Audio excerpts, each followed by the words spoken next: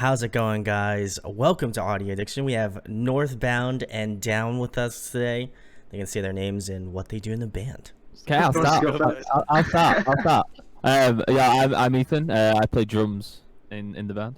I'm Jake. I play bass in the band. Mandrew, rhythm guitar. And I'm Danny, and I sing. I can't hear. I'm sorry, I can't hear Mandrew. What? He sounds good on my end. I've got Mandrew muted. I'm Oh. so sorry. Oh man. Oh man. I'm embarrassed. I'll figure this out. Well, Alright, we're good. We're gonna steamroll I'm so over that. I'm Thanks, guys, for coming on. First of all, secondly, I have to ask, and I ask all of my bands on here that I've had on, how did you guys start out? How did you guys all come together? It's the Northbound and Down anthology story, origin story, however you want to call it. How did you guys all come together? Well, it started off. We've all known each other for a while. We've all known each other through different things. So, for example, me and Jake have been very, very good friends since we were like, what, 8 years old or something?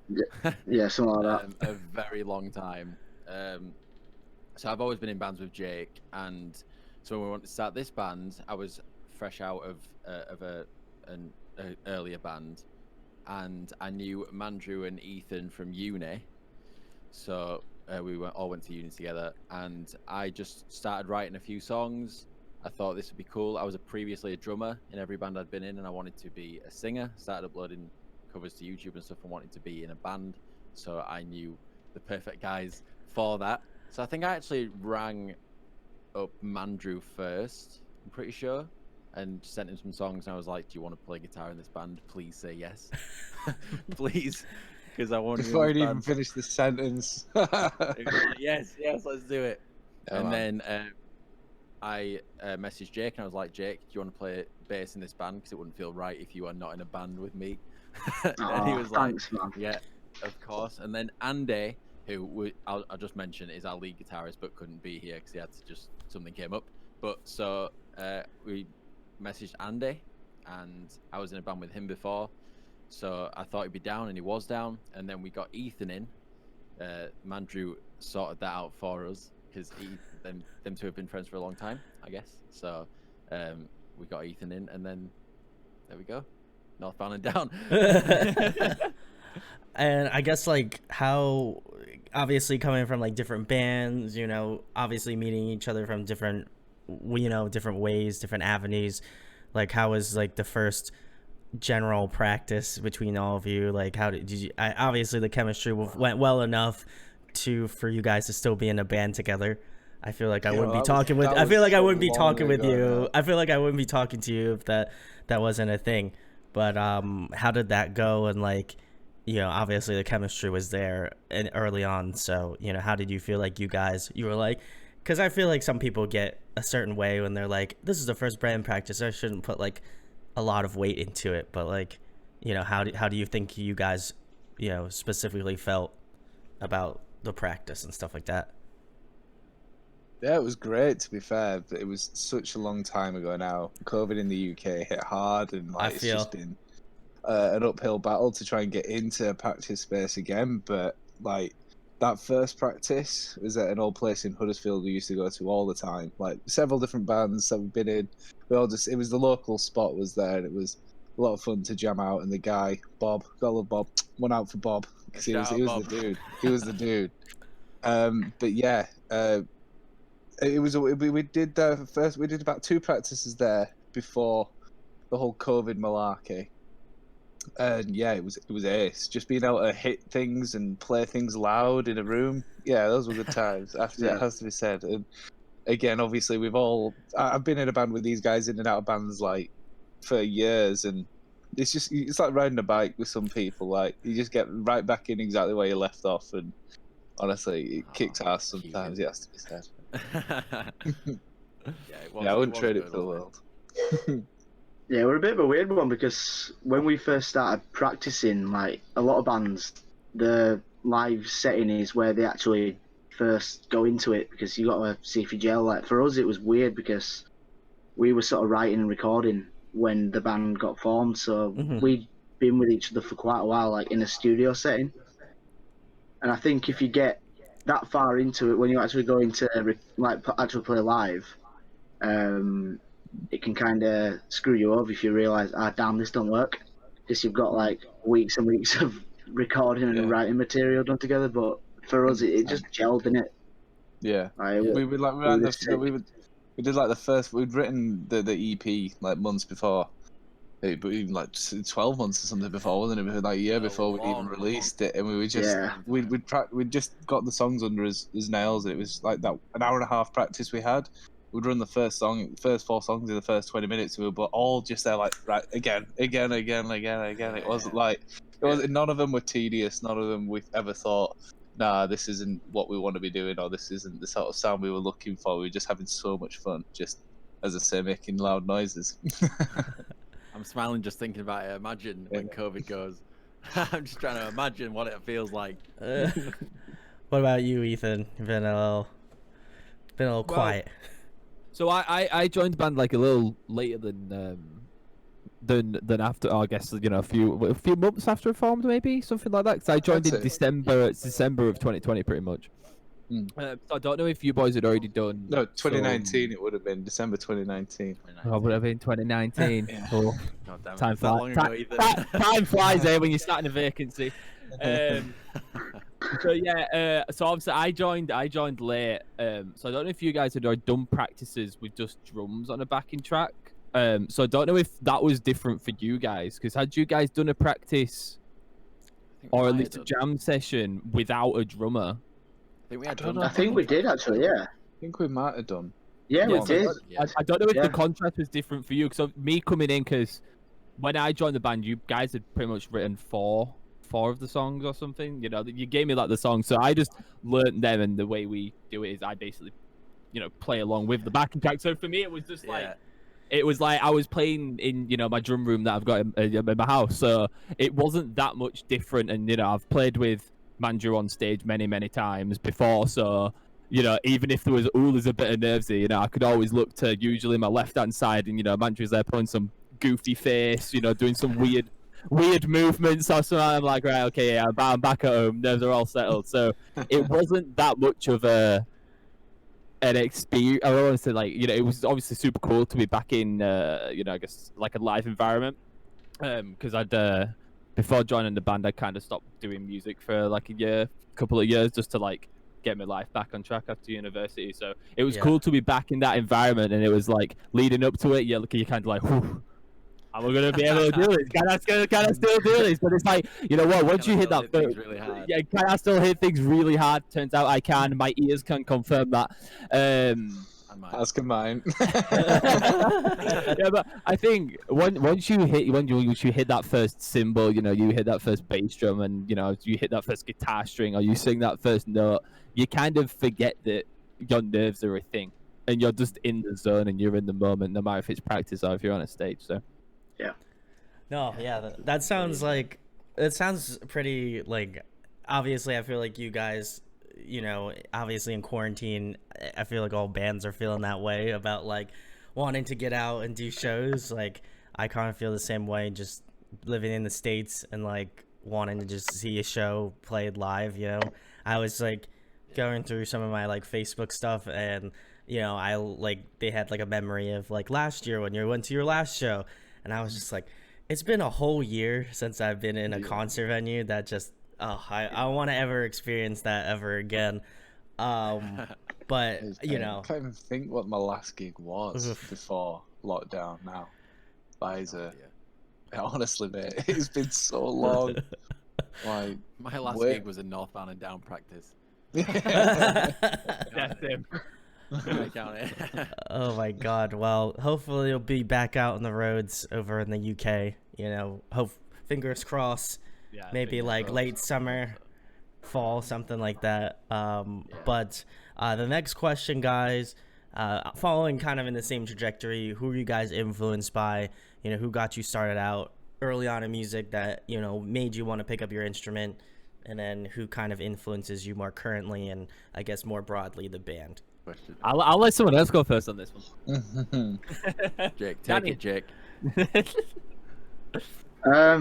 Well, for me, starting out, I don't know. I got into it a bit later. Like I know Danny, especially Danny, was sort of getting like drum lessons from when he was like tiny. So I joined late. I was a bit of a chav. Me, I didn't listen to rock or metal or anything until like into my teens, like my late teens.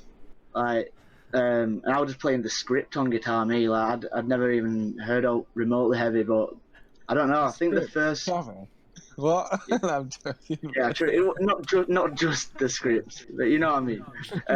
But I guess just playing the script over and over again. but chav remixes. No, I think yeah. I think the first band, whichever sort of influenced me, or the first few bands, it was like listen to my dad, listen to like Iron Maiden and AC/DC, and then all of a sudden My Chemical Romance were in his playlist, and then I became obsessed, and then I became an emo, and then that just opened a wormhole which I fell down into, and I started to get into heavier stuff. And for a big time, like I was just like I only played like metalcore, like that was it. And I never really listened to pop punk until Danny started like proper getting into it. Really So it was Danny who got me onto bands like Tonight Alive, State Champs, bands like that, and that opened it for me. So yeah, that was my story, from like pure emo angst to being a bit more chill. Yeah, man, for sure. For me, it was more like I don't know. I found Day to Remember's music sort of resonated more with me. Like, even though it's like such a massively different sort of culture to the UK and what we, structurally believe. Not believe in, that's the wrong word, but it's not like like pizza hometown, that sort of thing. Obviously, I got you. Yeah. yeah. But it was just like I remember hearing All I Want. The song I rarely listen to anymore, but I remember hearing that the first time and thinking just the chorus lyrics just hit me so hard. It was like, all I want is a place to call my own, and then the heart of everyone everyone who feels alone. I was just like, well, fuck yeah, if that's all I want to do, like, if one of my song lyrics or one of the songs that I'm playing just, takes someone's mind off something for 5-10 minutes, because that's what it was for me at the time. Like, it was just, having that sort of support network through that music. I just kind of want to, even if it's just, putting a smile on someone's face for like 10-15 minutes a day, that's cool. That's what it's about. I mean, like Jake said, I was very much into pop punk very early. I started playing drums when I started high school, so I was like, how old were you when you started high school? 10, 11? 11, yeah, so 11, 12 over here. Yes, I started drum lessons then, and ever since then, I was just obsessed with drums and loud guitars and anything that had that in it.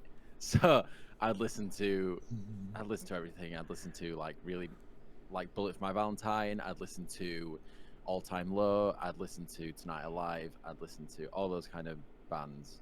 And then when I started getting into it more and learning how to play it more, and then I was like, I'm hooked. This is what I want to do for the rest of my life. I don't want to do anything different. I want to write songs like this. I want to write songs that, like Mandrew was saying, connect with people. And yeah, I just thought it was like a whole new world to me. Like, as soon as you start listening to songs like that, and then you go down this massive wormhole of songs that are better than the song you just listened to, and then songs that are better than that song, and then you keep going, and then you get, all of a sudden you're hooked, and that's what you want to do forever. So yeah, that's basically how I got into it. And again, like an answer to the broader question you asked at the end was like, what would you say influenced like the sort of the band sound?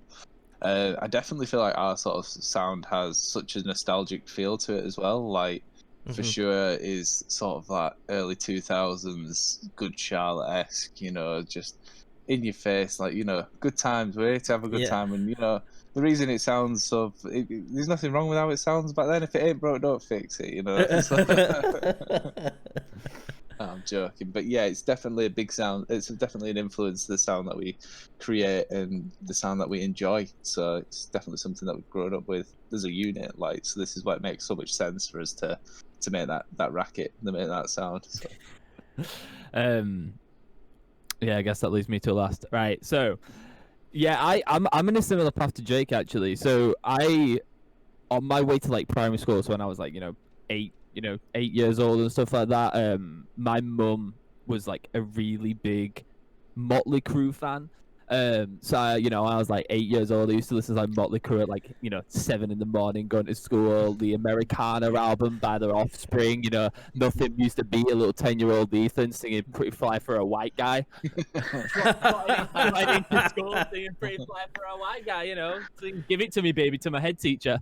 And then that progressed into me like finding out about like music channels, and like Kerrang was like God's gift to me when I was a 10-year-old kid. Scuzz, don't forget Scuzz. Kerrang, that brought me out onto My Chemical Romance, really similar to Jake, with like the 3 Cheers for Sweet Revenge album. I thought that was like the sickest stuff you could find out there. I was like, hell yeah!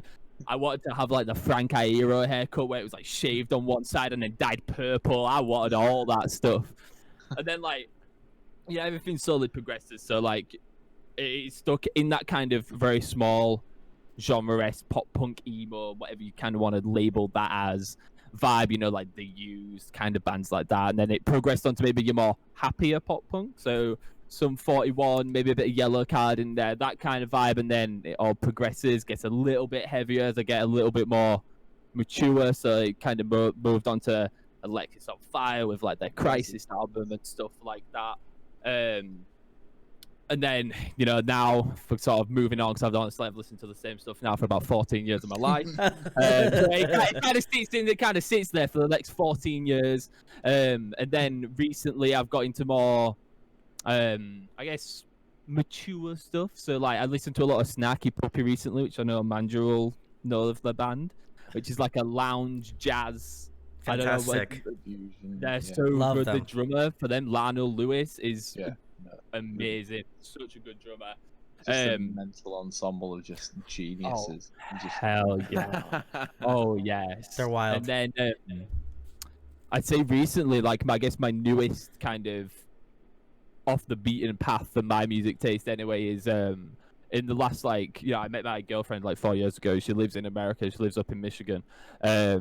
She loves country music, and I thought country music was just like the devil's music and was awful and stuff like that. And she was like, "Nah, you'll like this." And I was like, oh, "Okay, let me have like a little listen to it."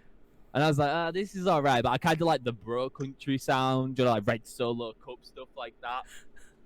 A little bit of Luke Bryan here and there, but I love me some Blake Shelton. Blake Shelton's my boo. Elijah, if you ever watch this, I'm sorry, I'm replacing you with Blakey at some point. But honestly, I love country music now as well. So like, you just ended your relationship in seconds. Just as long as Blake Shelton is the reward, she understands. That's all. Oh my god.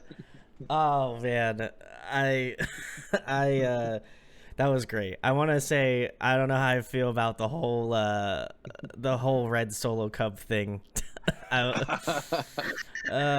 don't know. That one that got me a little bit. I was like, man, is he really gonna say Blake Shelton next? And then you said it, and I'm like, oh god. So. I don't even know what to think. I'm just gonna let that be. I'm gonna let that slide. We'll leave it at that. We're gonna leave it at that. But yeah, I always love asking that question because, for me at least, when I have guests on and stuff, like, I try to play this like game of which the type of bands that they're influenced by, and like if I can like remotely get close to like what you guys listen to or like who you're influenced by, like. Then I try to like decipher that, and I guess I pick it out. And I feel like for me, like you guys definitely have like a nostalgic like pop punk feel to like your writing for sure. Probably at least for me, bands like I I would probably say Good Charlotte definitely feels like one of those bands that stands out to me at least. And I'd probably say another band that I think you guys are influenced by, or at least I feel like you guys would be kind of matched up with, is like State Champs, I'd say. Yeah. And I was hoping you'd say that. I don't like I'm trying to think of one more if I could like just round it out a little bit. That's high praise, dude. that's a very we'll take that. I'll probably say like, I mean, I love this band even though a little bit harder. Like they do definitely kind of go more into like I'd say the hardcore realm, but like Trash Boat. I feel like you guys pull a little bit of influence from them too. Maybe not as much like old like heavier stuff, but definitely I feel like you guys have like a little bit of angst in there, you know. So I feel like I think a little bit's an understatement. well, I mean, I wanted to put, I wanted to get it for the people here, but no, I feel like those bands, at least in my mind, are ones that I can think of that you guys kind of emulate pretty well. Thanks, man. I appreciate That's it. a great compliment. Thank you. But the next question, guys, you're keeping it more current. Who have you guys been jamming recently? What's on your Spotify? What have you guys been listening to lately? Oh, so I am absolutely loving a band called Last Night Saved My Life right now. They are so good. I love that band so much. They're not even a huge band. Derek from State Champs features on one of their songs, and that's how I got into them. Oh, very cool. And they're just great. I just go on the artist page and just shuffle, and I'm good for a few hours. Like, yeah, I've been listening to a lot of not like up and coming bands, but bands that are not as well known recently, and I'm finding so many good bands. But a lot of bands that I haven't listened to before as well. Bands like Hit the Lights. Oh, yeah. Like just bands like that I'm just coming across now and thinking, wow, I needed this in my life way before now. Yeah, I'm just jamming like new pop punk bands really. Yeah, well, to be fair, it says a lot when I look in my most recently listened to, and it is noughties rock. As Ethan says, stuck in the same playlist for 14 years now. But to be honest, I really digged Bring Me's new EP, Bring the Horizon's new EP. Oh yeah. Yeah. For 5 tracks they just dropped out of that, short time they had before, like COVID happened, and yeah, like I don't know how they came up with that stuff. Like the features that they have, it's crazy. I'm gassed. It was the first gig I've booked after lockdown. That's September. And I can't wait. It's a small capacity venue, 1,500 people. I don't think it's going to be an honour to see Bring Me in such a small venue because, oh man, it's going to be nuts. It's going to go crazy. I tell you that for sure. I'm listening to like whatever mood I'm in when I wake up. Like mine are all like compartments. What word? What? Help? Compartmentalizing. That's the one. Yeah. So like today, we're a heavy day.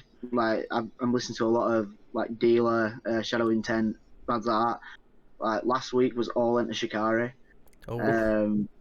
So and then everyone has those weeks from time to time though. That's just like, and if you like, I share a Spotify with my girlfriend, so we've got very different music tastes. So if you hit shuffle on there, you don't know what's gonna come up. Like 1 minute you're headbanging to Slipknot, then you've got Ariana Grande, then you're crying to The Ghost of You by My Chem. Like you don't know. It's an emotional roller coaster for sure. It really is. But never I'm a bit like, never passed it now, Jack. No, man.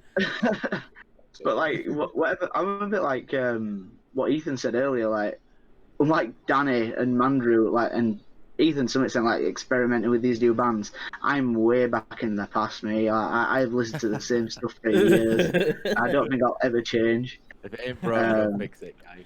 Yeah, man. You just add little bits to it. True. We listened to a bit of Kendrick Lamar though recently. I'm getting into him quite a lot.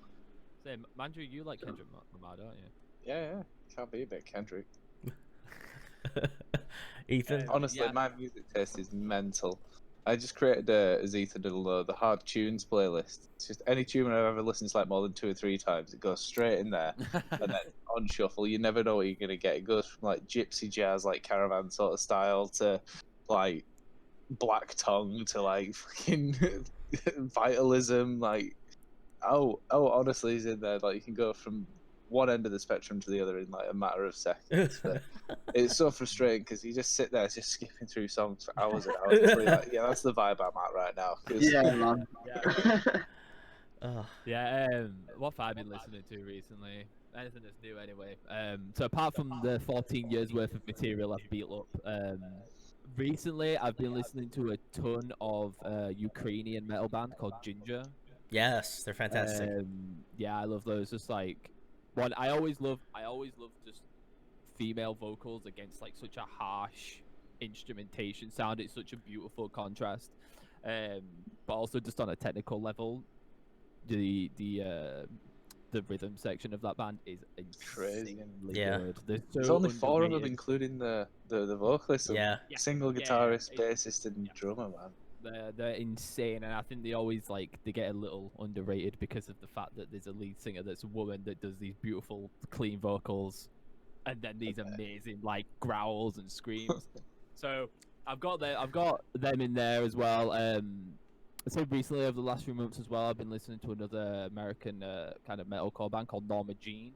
Yeah, fantastic. Yeah, they're great. Yeah, the really old band. I'm pretty sure none of the members are the original members. Now at this point, I don't think. I think maybe one. I think there's like 1 or 2, but yeah, There's a lot of change in that band. So I've been listening to a lot of them. They're like recent stuff's really good, but some of the old stuff, like is it Sword in Mouth, Fire Eyes? I think. I think you're correct. Yeah. That slaps. That song really slaps. And then anything else? Yeah, I see. I'm in the same boat as Jake, really, a little bit. Like I have a little bit of new stuff here and there, but my daily mix is songs from like a decade ago at this point. Tell you what, the weirdest stuff I've picked up recently is, I don't know if any of you guys saw it. A few weeks ago, Jordan from Brim of the Horizon did like a Facebook Live thing, and they were picking apart Parasite Eve. You know that intro bit to it where it's like weird, like it's all like just yeah, mate. Have you actually looked into it, like Bulgarian folk music? Oh no, mate. Bulgarian. Sorry.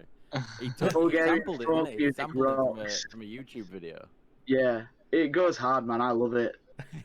It's so weird, but it's so weird. Like, so you sat there for an entire song trying to work out what the hell is going on, and you just keep listening to it, and I just dig it. Like, yeah. You don't understand the lyrics, but you know exactly what the song's about. Yeah, exactly. It's about the soul, isn't it? You have to link me that straight after this. You'll have to link. Yeah, I'm gonna have to check. I'm gonna have to check that out. Oh man, just type it on Spotify. There's like playlist dedicated to it. It's amazing. Very cool. We'll have to link that below. I will give you guys, since Ethan was recommending like female fronted like metal, like prog metalcore bands. I don't know if you're familiar with this band, but check out Spirit Box. They're from Canada. They're fantastic. I love them. They're awesome. Can't get enough love from them. But you guys got quite a wide variety of artists, so I appreciate that. I got some homework to do after I'm done with this interview, so which is very cool. But the next question is, keeping it more towards the band, Northbound and Down, for people who are new listeners, new fans, stuff like that, and they're like, man, I like these guys. These guys are cool. What song would you recommend to them as a new listener to check out? I love The Storm, personally. The Storm. This has changed for me. Yeah. I used to say Monsters. We all used to say Monsters, I'm pretty sure, because Monsters was our lead single.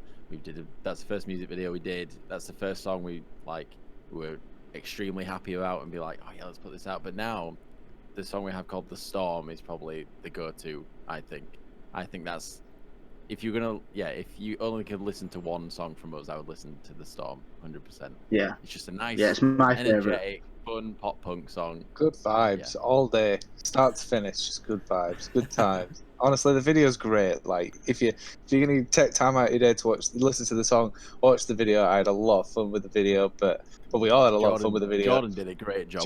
Jordan did a big job. But yeah, like lyrically and just tonically, it's just fucking chef's kiss. I love it. Yeah, no, I think that was, I don't know if that was the one that you guys sent over, but it was one that I checked out in my free time that I was like, you know what, let me do a little homework, you know, I'm having these guys on, let me like be a good interviewer and check out some of the other stuff that, you know, wasn't sent to me. So I listened to the Storm and I was like, yeah, this is good. The music video, spot up, very good shit. I love the video, especially going along with like the music as well. I just think it works out really well, and guys, go check it out. I'll leave a link in the description to go watch it too, so go give it a listen. But the next question, guys, keeping it fun, if you guys could pick a song to cover, what would it be? Ooh, I have very strong feelings about this one, but I'll let the other guys go first. Right, I'll take this one. Right, I don't know if band would go for it, but you know Little Mix, yeah? No. Not like this, Mate. Jake. Not like this. Not like this. No. It's a song off it's a bit of an older album. It's not one of the singles. It's a song called Lightning. It's a song called Lightning. Yeah, I know it. It's a really good song on its own, right? But I think it could be sick if we like heavied it up a little bit. Like, the thing is though, I can't even hear it in a pop punk version. I just go like, well, sort of pop punk, bit metalcore. I've already sort of like semi got it written. I'd like to do that, but I know you guys will say no. I'll definitely listen to it. I'm not just gonna be like, no, Jake, you're wrong. Bye. It's a great song. I would love to cover that. Everyone else had a suggestion? I would say someone else go first. I'm I'm scrolling through my Spotify frantically right now, so if someone else wants to go for it. As in, like, if we're to do like a cover that we'd release, I wouldn't cover the song I felt strongly about. It's just live, like this. It's definitely something I want to put in the set list, just for, you know, because in the UK it's definitely a song everyone would know, like front to back, every lyrics, everyone would scream the words. But Air Hostess by Busted, like 100,000,000% would go off at any UK show for sure. Yeah, we were talking about that, weren't we? We were talking about covering that. Yeah. I think that would be really fun. And I just think it's one that everyone knows, like especially over here, and like, you know, it's just one of the like Busted was such a big like influence to sort of the music in the UK in like between 2004 and like 2007, and then had the hiatus. It died out. Yeah. And then Fight Star happened. Fight Star is sick though. Fight Star, yeah. Can't complain about Fight Star. It's a really hard question to answer. Yeah, I think going off what I'm sure tomorrow, I'd probably be like, damn, I shouldn't have answered this, or I should have answered it in a different way. But I think right now, just looking through what I've got, I'd say All That's Left by Thrice. Ooh. That song, I love that song actually. It's such a fun song to like play along with as well, because honestly, it's not complicated, and I love simple drum parts because you can just go ham. So yeah, I'd say All That's Left by Thrice. It's like a cool, you know, energetic punk song. Yeah. Punk rock. God, I'm struggling to answer this question because I do it a lot. I do it on my YouTube channel. So like on my YouTube channel, I've covered songs and it's hard to pick. I did a cover of Breakfast at Tiffany's, like a pop punk version. I feel like that'd go off live. That'd be decent. So I'm gonna say Breakfast at Tiffany's because it's just a classic banger, isn't it? So I'm just gonna say that. Yeah. All right. Well, if you have any other suggestions for Northbound and Down, you know, drop them in the comments. I'm sure they'll check them out. Who knows? They might wind up doing a cover, or they'll say no. Who knows? We'll never find out. But anyway, next question, guys. Another fun one. Favorite food to eat? What's your go-to? Mexican. Full stop. Oof. Oof. Italian. Every food in the world just entered my head just then, and I had to get one. Like, Pizza. Oh. Hands down. Such a cliche as well, isn't it? Punk answer, baby. It's such a cliche. It just is though. You can't beat it. Because I mean, I'm seeing this as like if it was like the only thing I could eat for the rest of my life, kind of thing. I mean, like maybe a little. I'm going too deep. No, this is deep. This is deep. I feel not that's that two deep separate either. questions. That is two separate questions. If you can only pick one food to eat for the rest of the Yeah, life, that's you've got totally to base different. a lot. Like that's it. You got to think nutritionally. Like you can't just eat one. Like you'd have to pick something rounded. Like your favorite. I'd go for a chicken stir fry, just a classic. Wow. Like, I could eat that all day long, okay, so okay. That's what I'd go for. I think at the moment, honestly, it's like sushi's my favorite food at the moment.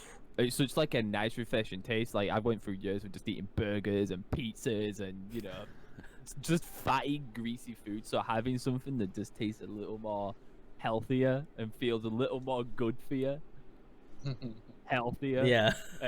Feels a little more good for you. No, yeah, I'd go with that right now. I'm sure, ask me this next week, it's probably steak, but right now. Ever changing. Hell Love yeah. I never go stale, me. There we go. Next question, guys. If you were to have a guest feature on your next record and a producer you'd like to work with, who's on your like bucket list of people you'd want to work with? Oh, I know this. I would love to collaborate with. It's two people to collaborate with, but I would either love to have Post Malone or Youngblood on a song. Ooh, because okay. I think that'd be absolutely sick. I love everything they do, and producer-wise, I'd love to work with Nolly from Periphery. I feel like, even though he's not like a classic pop punk producer, but everything he does just sounds amazing. So that'd be like, yeah, I wouldn't be able to get anything done because I'd just be in awe of watching him do what he does. So yeah. Yeah, I think I would go to say Nolly as well for producer. I don't know who I want to collab with as an artist. There's so many. I can't just choose one.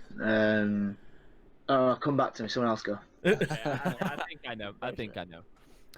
I think I would go with, and I can't say anything for the producer. I'm just the guy that sits on the back of the pots and pans, so I don't know nothing about producing and all that good stuff.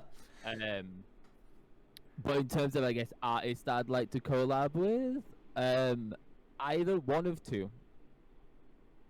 Both from the same band, either Dallas Green from Alexis on Fire or George Pettit. Oh, nice. Wait, Alexis on Fire is a whole collective, actually. Anyone who's it's just all of them, because I've loved that band now for so many years, and I think I'd love to do a song someday that has some screamy old vocals in them and just shouty old vocals. Danny's vocal cords are too precious right now. I'll go and stand on the side if that ever happens. I don't mind watching them. They can lead Northbound and Down to victory. I'll stand and watch. I think it'd be good to work with Travis Barker these days on his production sort of style. Like, again, it's just he's obviously got such an experience in that genre, the genre that we're related to, but they're just styles that he's producing at the moment. I think it'd definitely be interesting to take his mindset at the moment and apply it to that old sort of nostalgic sort of vibe. I think you get a totally different sound, and I think you get a totally different result from what you'd expect. So that's why I would choose him personally, because it's more left field now. Obviously, 10 years ago it's not, but like these days with the sort of stuff he's working on at the moment, I really feel like he'd definitely get a more sort of original aspect, like look on things, and I think that's sort of refreshing, especially when he's got such a, as I say, experienced mindset and experienced skill set in that sort of range. It'd be cool to see what he would suggest these days. I think I've decided, right, but I've got two. Can I do that? Can I bend the rules?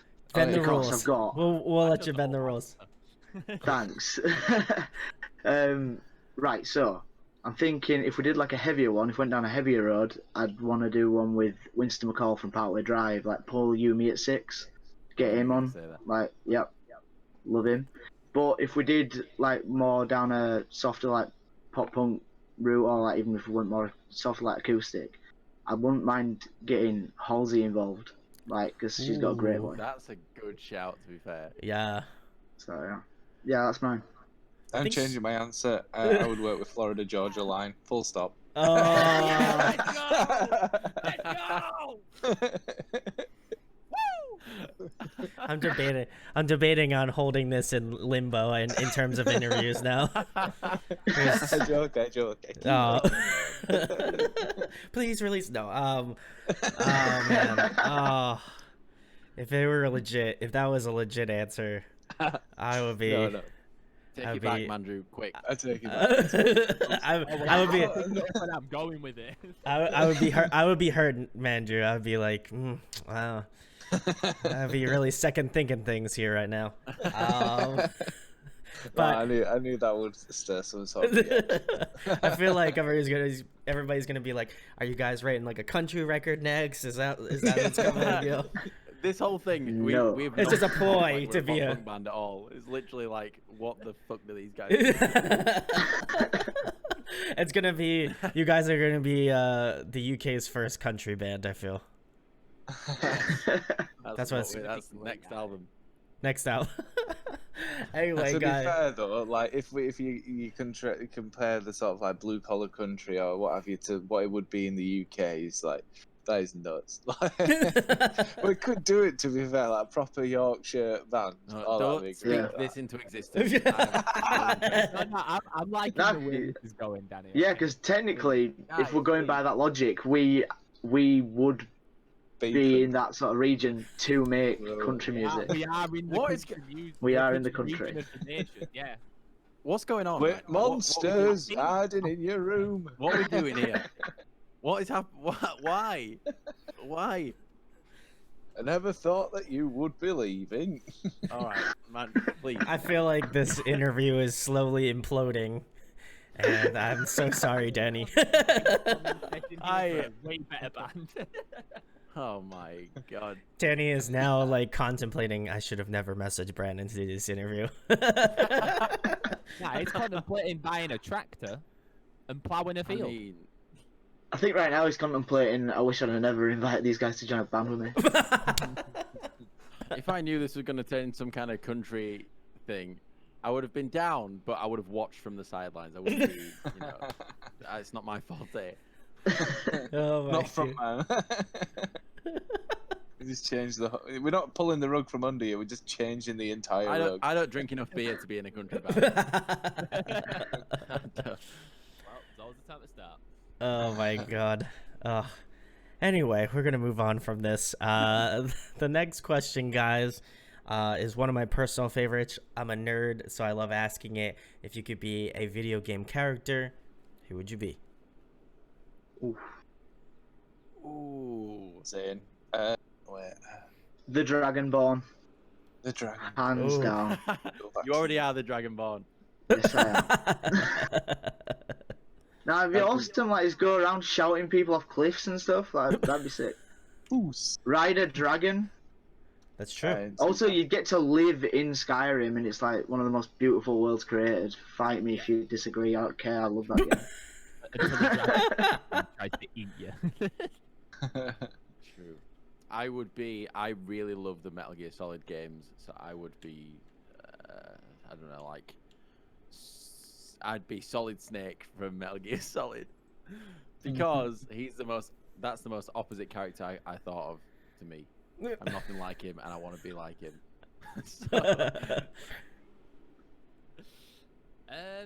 Okay, so I've actually just not too like a couple of days ago just finished playing Metro Exodus, completed that game. So I would have to say Artyom from Metro Exodus. Like, you can't kill that guy. That guy's a badass. So I'm gonna go with him. Call that recency bias, but yeah, I'll go with Artyom. Captain Price. Nice answer. Mandrew. On point. I like that. I haven't heard that one yet, so I like that. I've been doing this shit for 5 years and I haven't heard it. That's true. No, my honest answer would be Ezio Auditore. Full stop. Oh, yeah. If you had to pick I just want to be a handsome Italian man. Oh yeah. Live in Florence in the Renaissance stuff. Well, to be apart from the plague, it'd be all right, and all the other diseases. But it's okay. You sprawl on rooftops, with your like shank, hidden in your That's it, man. in your arm. So there you go. Beautiful. Next question, guys. Next question, guys. If you were to compile a dream tour lineup, who would be on it? Obviously, I feel like, your band's on it. I just want to point that out. Yeah, we'll headline and then we'll leave the band solo. We're like, I'm just kidding. Fourth slot. Ooh. How How many are we allowed? How many's on the bill? Let's do 4. I feel like 4. Yeah, Oh, 4 wow. including Is that 4 including you guys. us, or Yeah, would it's it be including. 5? It would be 4 including including us, you right, guys. cool. Yeah. First band gets a 20-minute set and 10-minute setup time. I am not going to include us on that list. Okay. I just want to, as a spectator, I don't know, a band like. I mean, I think I know one. I know one of mine. I'd have Sum 41 headlining just because me and Jake saw them live once before and they were absolutely incredible. They're the best band I've ever seen live. They were I'd like to so be on good. a bill with either Lower Than Atlantis or Don Broker. That'd be a good bill. Yeah, that'd be decent. Both great UK bands. Shikari would be a dream. Like if we got Yeah, the same Shikari, bill as hands down. Shikari, that would be nuts. Oh well, I'd put My Chemical Romance in mine because I'm not paying the price of those tickets to whenever they come back. I feel. whenever they're allowed to gig again, there's no way I'm getting up at 9 in the morning to buy a ticket. That's way too early. Yeah, they're mine. I think I'd say Parkway Drive, Enter Shikari, My Chem. I think they'd be mine. It'd be a weird show to go to. Yeah, it was, but I'd be down. Yeah, I think I put a band like State Champs. I think I do like Sum 41, State Champs, and then like I don't know, Last Night Saved My Life because they're my favorite band at the minute. Okay, A pure pop punk show. I think I go like My Chemical Romance would be in there. Foo Fighters, just because Dave Grohl seems like a really cool guy who I'd like to meet, and also they have a massive fan base, so that means I'm gonna get looked at more when I go on stage as I'm headlining. And then who would I else want? I'd want Blake Shelton there, man. I want this. I'd want Blakey there. I can't believe you picked him over Alexis on Fire, dude. Okay, hi guys, this is Ethan's interview now. I can't believe you. I can't believe you. Hey, all I'm saying is, as soon as Honeybee drops, I'm jiving. I'm jiving away. This is about the most amount of Blake Shelton airtime I've gotten on this channel, and I'm gonna keep it at that. This is the last. He needs the least amount of airtime here on Audio Addiction. Ethan just leaves. Ethan's gonna. He closed the call. Yeah. Oh no. Mandrew, did you say yours? I don't know, man. Like, I think definitely Lower Than Atlantis. Sum 41 would be cool. I said a band a minute ago. Totally forgot the name. Oh my Don God. Broco. Don Broker, yeah, that'd be cool. But I'd put in my preference Lower Than Atlantis. It would be my preference over Don Broco, but it's not to say they're a bad band. Broco, got some good jams, some good jives. Oh, Shikari. I don't know if I said Shikari, but yeah, you did say Shikari. Atlantis, and if I had another one there, then the one I've already forgotten the name of. Some 41. There you go. Obviously a dream tour for you, Andrew. You gotta remember this. It was Some truly a 41 dream. with their famous single "My Friends Over You." Oh boy. Oh God. I got that wrong the other day. That was the moment I'll never live down. Yeah. Oh God, that. You realize this is going on the internet. I hope you guys know that. I just wanted to let you. I just wanted to let you know. I'm conscious of that the whole time. I feel like Andrew is not conscious of any of this. I can already feel the keys getting hot from the keyboard warriors. What are you talking about? Glory. Oh my god. Oh my god. Oh my god. This band don't know what they're talking about. It's okay. It's okay. Well, guys, don't be too hard. Clearly, it was a joke. If you don't get irony, I feel like the Brits do irony very well. If us dumb Americans don't understand it, then that's what it is, So I'm just going to leave it at that. It was a joke. Funny. We all laughed. And now we're moving on to the next portion of this segment, which is pinch it, just a little salt. I know this is a bit of a sore subject to talk about, but, in terms of bands that you've seen live, who puts on the best live performance in terms of the bands that you've seen? Sum 41 for me. 100%. I just the whole time I was at that show, I was like, I hope this never ever ends because this was the best. It was just so good, so good. Even the I'm songs I torn didn't know between two. were amazing. So yeah, Two play one. I'm torn between. I don't remember. I saw them twice. I saw them just after Common Courtesy and then just after the Bad Vibrations tour in the UK. And I have to say, I've seen them in sort of an academy setting, sort of like 1,500 cap venue to an arena, which was like 10 to 15,000 people. Like that was nuts. Crowd surfing in those different venues is a whole different ball game. But that was nuts. But I also Slam Dunk Festival, which is a pop punk festival in the UK, up north in Leeds. A couple of years ago, it was Shikari did 10 years of doing Take to the Sky, so they did the whole album front to back in Millennium Square in Leeds, and it were nuts. Like the words can't describe just the connection they had with obviously the crowd. It sold out within seconds, like the festival, because of they had announced that they were going to do that show as their sort of, you know, the 10-year anniversary sort of thing. So getting to see that gig, I felt was really special because you can see how much it meant to everyone in the crowd, as well as how much it meant to the people on stage. That one will always hold a light in my heart for that one. Has to be said. I think I'd say Parkway. I think Parkway Drive, like, yeah. Like nearly crying when Carrion's playing and you're like being smashed around in the pit, but you're like feeling proper emotional at the same time. It's a experience you don't really get anywhere else. So yeah, I'd say that was. I saw them a few years ago. It was 4 years ago today, actually. Down. Oh, that's sick. That was last time I saw them. So, oh god, they're so good. And I need to go see them again. So yeah. Shit, actually, I've just remembered the third gig that I would put in that list would be Shapes. I went to go see Shapes in Liverpool, and over here they're not massively, well, they weren't a couple of years ago, like massively recognised, and it was a small dive bar in Liverpool. We were in Manchester at the time, and my mate just said, "Oh, I've got tickets to go see Shapes tonight in Liverpool. Do you want to come?" I was like, "Well, I'm not doing anything tonight." I've never really listened to the band before, so I was like, "Fuck yeah, I'll go." And they had like two local bands doing the warm up, and then it was them.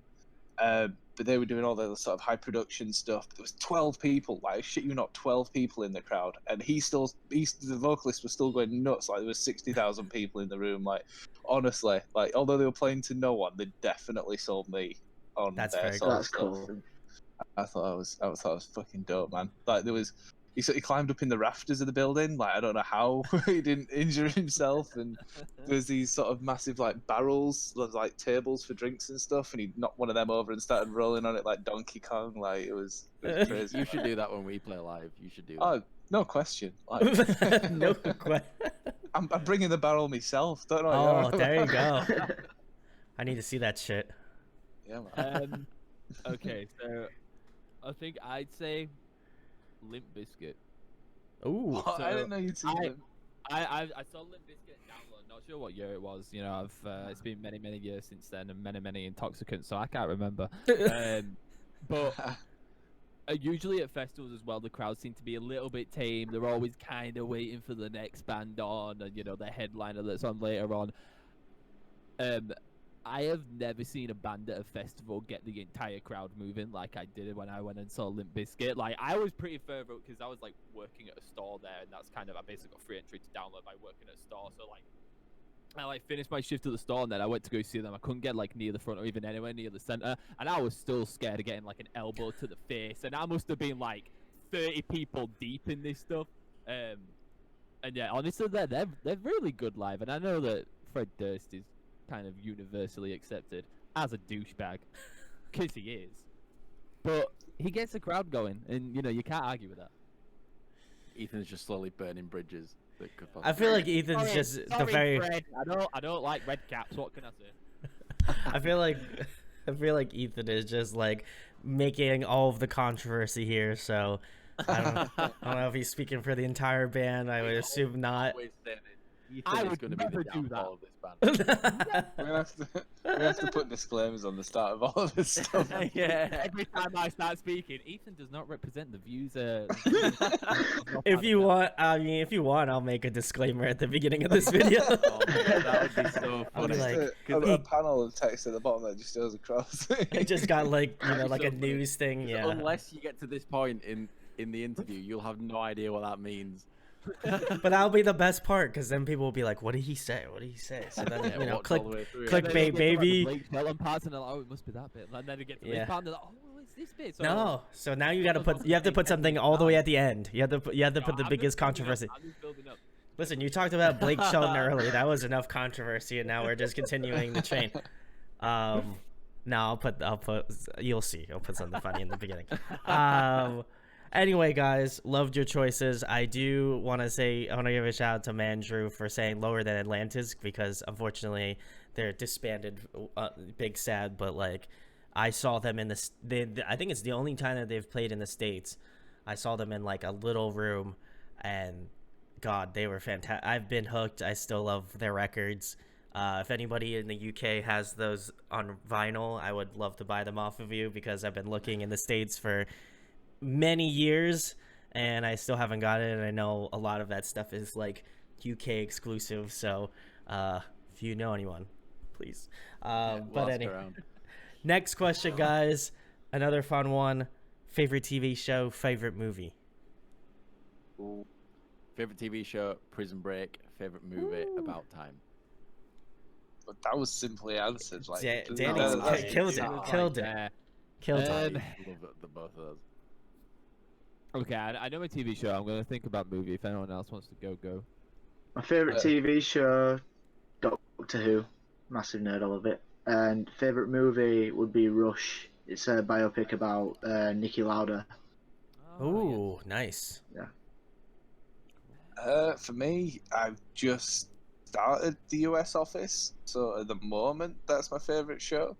But alongside Drive to Survive, the Formula One doc as well. Like I'd never really watched Formula One racing before, and then I watched the Netflix doc. And I mean, I know they over dramatize it for whatever that word is for for the sake of selling it, but it's a lot of fun to watch. But overall, all-time best TV show, I'd have to say Always Sunny in Philadelphia. That's just my jam. I could put that on at any time and watch it and laugh every time.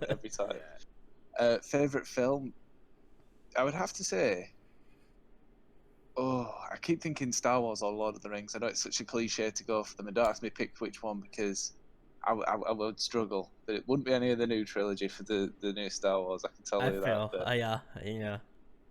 I give a lot of to be fair, I do give the prequels a lot of love. Phantom Menace does hold a special spot in my heart. I have to say, I do love Phantom Menace. But the context it gives, like, I mean, you watch. I'm gonna get a whole tangent here, but go, Mandrew, go. Oh my God! You watch episode 4, and you get all this sort of stuff, and you hear all the stories that Obi-Wan tells and stuff like that, but you don't get the context until you know about bloody midichlorians. What do you mean?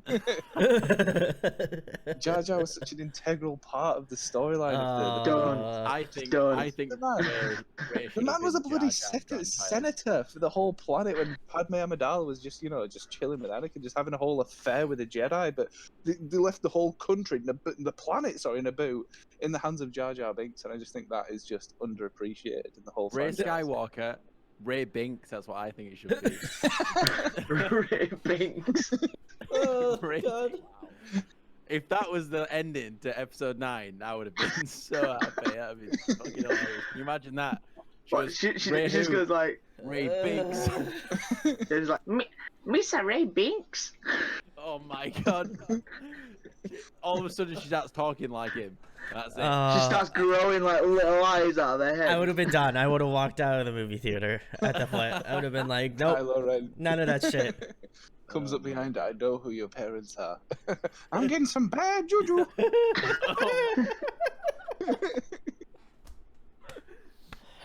No, if she was Ray Nass. God. If she was Boss Nass's granddaughter, that would have been even better. What the fuck's going on? Ethan, you better go ahead. Oh So, my see himself God. out. No, okay, yeah. So I think TV shows really easy for me. That's Band of Brothers. Don't know if Oh, any of you guys have actually seen great, it. yeah. Really good. Obviously, not like a full. It's like what 10-part miniseries. I watch it probably twice a year at some point. Movies is a little bit harder for me because when I was in college, I actually did film studies, and I used to love films before that. After that, I don't like watching films after that. Like, I actively don't like watching films anymore because I was, for 2 years, I had someone be like, oh, look at the mise en scène of this image right here. Why do we think they've used that lampshade in the back right there? So now I hate watching films. However, I will say before that time, my favorite films were The Breakfast Club and Donnie Darko. Ooh, yeah. To the point where That's a I banging used film. there was one point where I used to know all the words to The Breakfast Club.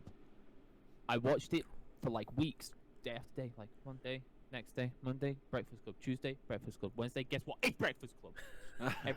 every day. So I just knew the words for it. So that was probably like my peak of favorite film. But honestly, I hate films these days. They're too long. Usually, they're not as fleshed out as like a series is. And I can't help but look at the lampshades and think, oh, maybe they used an edgy one because this person is edgy. So yeah, that's I don't watch films. You just Now- taught a full film studies class. Yeah, I feel Just that. Yeah, you did. I felt like I was part of a master class now with Ethan. Tell you about a pointy lampshade. That's now every time I'm gonna watch a movie, I'm gonna think of Ethan and be like, is that lampshade pointed or not? Now I'm gonna have to rethink my entire life now. A lampshade. I want you to think of me. Yeah, the lampshade will be replaced with Ethan's face, and then I'll never be able to watch a film again. God, you poor soul.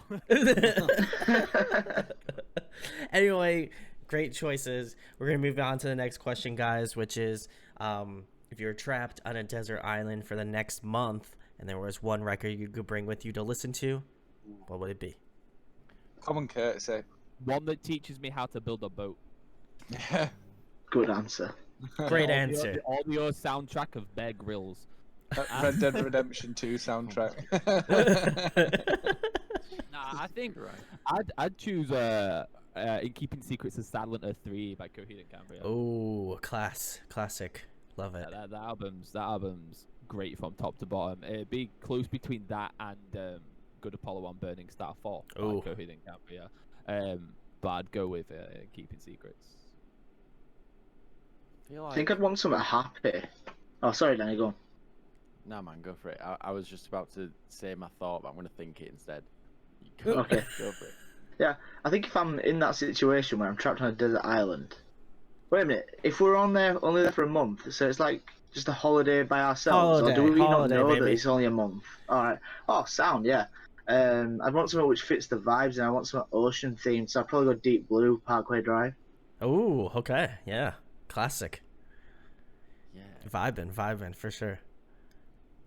I would probably say there's an album called Overexposed by a band called Sleep On It. Yes. Is an Great. absolute Great choice. great album. Front to back is great. I could listen to it on repeat all day. So for a month, yes, I'll do that. Oh wait, is this only for a month? Oh, Yeah, a month, dude. Sorry, I was too busy Ethan's thinking got to actually Google up listen- like, I which was- album should I pick? I was too busy thinking about my answer to like actually listen to the whole question through. Oh, yo, give me a minute. Give me a minute. You just stuck with your answer. He No! shot him. Ethan shot himself in the foot. We'll move on to Andrew. I think I agree with Jake. It's more like a holiday now, so I kind of want something that's gonna jive with the situation. Yeah. Andrew, you got any thoughts on this? I'd go personally either. It'd have to be an A Day to Remember album. It'd either be Common Courtesy or For Those Who Have Heart. I just feel like there's not a skippable song on either of those albums. And yeah, I mean, you could pick any A Day to Remember album, free Common Courtesy. That hasn't got a Yeah, I'm skippable gonna say song. apart from the new one. Yeah, I can say less this one now. But yeah. Yikes. But yeah, no. I would go. It would be a very close call between For Those Who Have Heart and Common Courtesy. I feel like they're both a credit to each other, and like I felt Common Courtesy was more of a shout out, throwback to that sort of older sort of sound that it has. but still Okay. keeping it up to date. So upon reevaluating the situation here, I'd go with Honky Tonk University by Toby Keith. Fun country album when you just want to chill. You know, I don't know. I Maybe love every answer you've given so far has been the best. I am answer totally you've just given gonna cut out that answer and put the Coheed and Cambria answer in there. Jesus Christ. Yeah, well, you just earned yourself one dislike, my friend. Good, thank God. I'll take that. I'll take that L. But that means that I don't have to hear any more country answers. Oh boy. Oh, this is great. I'm loving this. Anyway, great answers, guys. Except for maybe with some exclusions. I'm not gonna name names, but My choice was a pretty bad answer. I agree. But the next thing, guys, is tell them about what you want people to take away, not only from this interview, but b the band itself, like whether it be lyrically or musically. People who are new fans of the band watching this, they're like, man, I like this band. They seem fun, seem energetic. They seem like the real pop punk vibes here. What do you want new fans to take away from your music when they go to listen to it? That it's sick. That it's great. Just have a good time listening to it, because like sometimes things are a bit rubbish, and sometimes you need something just to help take your mind off it, or put a smile on your face, and just jam out something. So 100% whether agree. whether it's those or something else, like. Yeah, I'd describe it as like, I can speak on the lyrics side. So when I'm writing lyrics, all of my lyrics come from really shitty experiences, as most musicians' lyrics do. Usually, yeah. So I would describe it as real life shit that gets people down, but in a pop punk song that's going to get you energetic and gassed for the day. That's true, yeah. That perfectly describes pop sad boy punk. lyrics with happy tunes. Yeah. That's essentially us. Yeah, just a fun time. Sometimes you get the odd sad song, but everyone needs one of those every now and again. It's apathetic lyrics with a smile. Yes, exactly. Yeah, exactly. Well, very good. The last thing, guys, tell them about you guys specifically, where they can find you on social media, what you have coming up in the next couple months, and anything else you'd like to plug or talk about. Yeah, cool. So yeah, we put out an EP in November called Monsters. It's a 5-track EP, and we worked really hard on it. It's the first thing we've done as a band. And then in February, February, we put out a reimagined version of that EP with 3 songs off it. Just a nice acoustic, just chill vibes. And then hopefully later this year, or maybe early next year, currently we have a full album written. So we really want to put that out when we can play shows and promote it, and hopefully when COVID is done, we can do that. So we have a lot of things coming up. We are by no means sleeping on this band. We're always trying to figure something out, always trying to write songs. So yeah, we've got a lot of stuff, but you can find us on Spotify, Northbound and Down, social medias. I can't remember the exact handles. It's like Instagram is at Northbound and Down UK, right? I think so, yeah. Yeah. Yeah. And then Facebook is Northbound and Down UK, and YouTube, just search Northbound and Down Monsters and it will pop up, and you can watch all the stuff there, I guess. All social links will be in the description, pretty much. This is Yeah. what I'm saying. Yeah. We don't know what they are, but someone does, and they'll be in the description. It's me. I will be looking for them. I'll make it live easier. We'll put it in the description. Yeah, I'll make they're it gonna live easier. I'll just send them, yeah. They're gonna hack into my computer and put all the information in there. Ethan's just gonna play country through your speakers. That's all he's gonna do. Jesus Christ! Please don't do that, Ethan. Windows down. All right, well, we're gonna just move on. We're gonna graze past that. Go check out Northbound and Down. I want to give a shout out to the Pop Punk Network on Facebook. They're the one who made all of this happen, kind of technically. So go check out their Facebook group if you haven't. If you're into pop punk, there's loads and loads of bands on there, so go show them some love. But go check out this band. I'll drop all of the links in the description where you can find out them on social media, especially their YouTube channel. Go subscribe to that. They got probably some new stuff coming, so keep your eyes peeled, keep your ears open. Go give them a listen. And if you enjoyed this YouTube video interview, make sure to subscribe, share. It means a lot. Again, I feel like every YouTuber says that, but genuinely, if you want to see my content get further out to you guys, and it's much appreciated. And make sure to hit that thumbs up if you dislike country. That's what I really want you to do right now. So make sure to hit that thumbs up if you don't like country. So I feel like I'm totally coming after Ethan. No, nothing but love. But listen. I don't care. I'll take that shit to the grave. You know, I'll say if there's one hill to die on, I will die on that hill for sure. But thanks to Northbound and Down for coming and doing this chat. Yeah, thanks for having us, man. Thanks for having us, man.